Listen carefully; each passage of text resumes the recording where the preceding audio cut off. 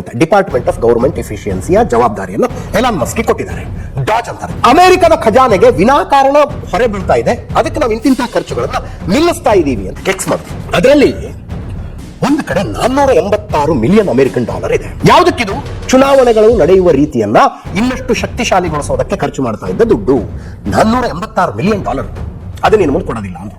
ಆಯ್ತಪ್ಪ, ನಿಮ್ಮ ದೇಶದ್ದು ನೀವು ಕೊಟ್ಕೊಳ್ಳಿ ಬಿಟ್ಕೊಳ್ಳಿ, ನಿಮ್ಮ ಎಲೆಕ್ಷನ್ ನಿಮ್ಮ ಪಾಲಿಟಿಕ್ಸ್ ನಾನೇ ತಲೆ ಕೆಡಿಸ್ಕೋಬೇಕು. ಹಂಗಲ್ಲ, ಇದು ಅಮೆರಿಕದ ಪೊಲಿಟಿಕಲ್ ಪ್ರಾಸೆಸ್ ಸ್ಟ್ರೆಂಥನ್ ಮಾಡೋದಕ್ಕಲ್ಲ ಈ ದುಡ್ಡು. ಪ್ರಪಂಚದ ಬೇರೆ ಬೇರೆ ದೇಶಗಳ ಎಲೆಕ್ಷನ್ ಪ್ರಾಸೆಸ್ ಸ್ಟ್ರೆಂಥನ್ ಮಾಡೋದಕ್ಕೆ ಕೊಡ್ತಾ ಇದ್ರು ಇವರು. $21 ಮಿಲಿಯನ್ ವೋಟರ್ ಟರ್ನ್ಔಟ್ ಜಾಸ್ತಿ ಮಾಡೋದಕ್ಕೆ ಭಾರತ ಕೊಡ್ತಾ ಇದ್ದದ್ದು. $21 ಮಿಲಿಯನ್. ಸರಳವಾಗಿ ಹೇಳಬೇಕು ಅಂದ್ರೆ 180 ಕೋಟಿ ರೂಪಾಯಿಗಳನ್ನ ಭಾರತದಲ್ಲಿ ಮತದಾನದ ಪ್ರಮಾಣವನ್ನು ಜಾಸ್ತಿ ಮಾಡುವುದಕ್ಕೆ ಅಮೆರಿಕ ಖರ್ಚು ಮಾಡ್ತಾ ಇತ್ತು.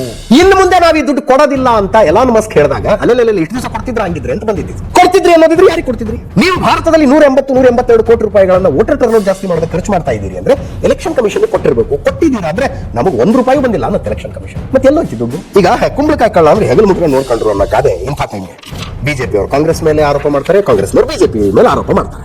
ಯಾರಿಗೋಯ್ತು ಈ ದುಡ್ಡು ಹಂಗಿದ್ರೆ?